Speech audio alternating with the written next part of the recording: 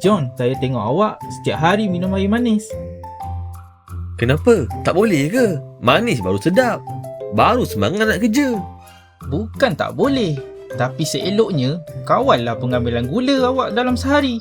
Aduh, susahlah nak tukar habit saya ni. Cuba bantu saya. Mudah saja. Mula-mula kurangkan ambil gula. Satu sudu teh dah cukup. Kurang lebih baik. Kalau tiada, langsung lagi baik. Boleh ke macam tu? Mestilah boleh. Bila order minuman, mintalah macam tu. Ingat, badan kita yang perlu jaga. Barulah kita kekal sihat. Betul tu. Badan saya yang perlu jaga. Apa tadi? Satu sudu teh dah cukup? Kurang lebih baik? Cara terbaik? On!